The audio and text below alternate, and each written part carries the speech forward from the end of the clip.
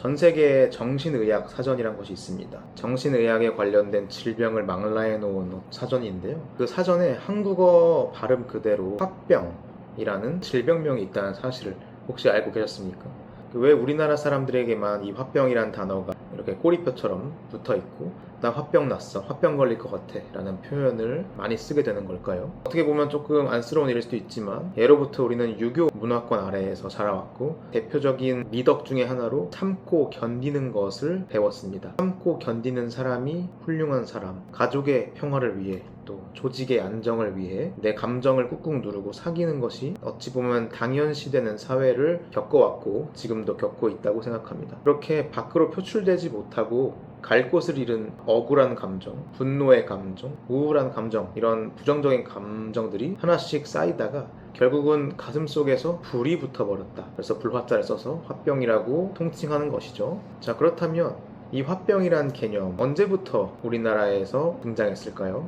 놀랍게도 이 화병은 수백 년 전 한의학 가장 유명한 의서인 동의보감에도 수록되어 있고 19세기에 쓰여진 만병의춘이라는 의서에도 쓰여 있습니다. 그런 의서들에는 이런 화병을 기가 막혀서 생기는 병, 기울이라는 카테고리로 분류했습니다. 도모했던 일이 뜻대로 되지 않거나 크게 성을 내거나 생각을 지나치게 많이 해서 가슴이 그득하고 심장이 두근거린다 라고 명시해 놓은 기록이 있습니다. 신기하지 않나요? 수백 년 전에도 그런 화병에 대한 명확한 기록이 있다. 그러면 수백 년 전 이런 선조들의 기록과 지금 우리의 모습 굉장히 똑같지 않습니까? 직장에서 스트레스 받고 주식이나 부동산 문제로 소갈이하고 인간관계 때문에 끙끙 앓고 있는 현대인들과 다르지 않습니다. 우리가 이렇게 감정을 억누르고 극도의 스트레스에 노출되게 되면 우리의 몸은 교감신경 항진 상태에 이르게 됩니다. 교감신경만 비정상적으로 활동을 많이 하고 부교감신경계는 일을 못하는 상태가 된 거죠. 그 결과 흉곽내, 가슴팍에 기혈이 꽉 막히면서 명치 끝에 돌덩이를 얹은 것처럼 답답해지고 심장도 빨리 뛰게 되고 호흡을 크게, 숨을 크게 들이마시려고 해도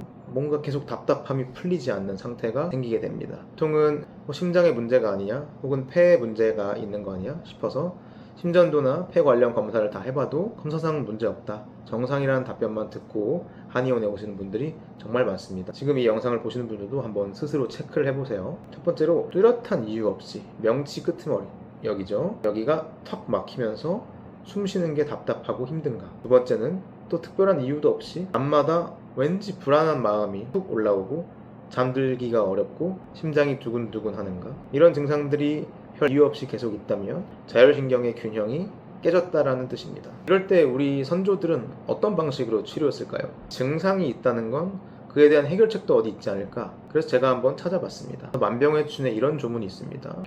교감단이라는 약재에 대한 설명입니다. 우리가 교감신경 할 때 그 교감 이름이 뭔가 교감단, 그러니까 현대에 와서 만들어진 이름 같지만 놀랍게도 교감신경 이런 단어를 모르던 시절에 사용되던 이름이었는데 그때 이름도 교감단이었습니다. 이 교감단은 두 가지 약재로 이루어져 있어요. 하나는 스트레스로 인해 굳어버린 기운을 뻥 뚫어주는 향부자라는 약재가 있고 또 뇌신경계를 차분하게 안정시켜주는 복신이라는 약재가 있어요.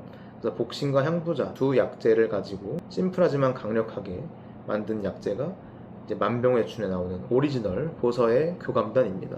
이 교감단에 대한 설명도 비슷한 말이 써 있습니다. 칠정에 의해서 손상되었을 때 그 효과가 매우 좋다. 여기서 말한 칠정이 뭐냐면 걱정하고 화나고 슬프고 기쁘고 하는 등등등 7가지의 감정을 칠정이라고 하는데요. 한마디로 칠정에 의해 상했다라는 말은 현대인의 말로 풀이하면 정확히 그냥 스트레스를 많이 받았다, 감정적인 소모가 있었다라는 뜻입니다. 쉽게 말해 교감단에 대한 설명이 모든 기우를 해결한다로 시작해서 칠정으로 인한 손상에 매우 효과가 좋다라는 말로 끝나기 때문에 결국 스트레스로 인한 질병을 치료하는 데 효과가 매우 좋다라는 의미입니다. 그래서 이 두 가지 약재로 이루어진 처방인데 저는 한의원에서 두통이나 어지럼증, 공황장애 이런 뇌신경계 질환을 중점적으로 진료해 오면서 이 오리지널 교감단만 써도 물론 아주 좋지만 현대에 있는 환자분들의 불편감을 같이 잡아줄 수 있는 오리지널 교감단을 좀 더 개량시키는 방법은 있지 않을까라고 생각을 했고, 그래서 개지,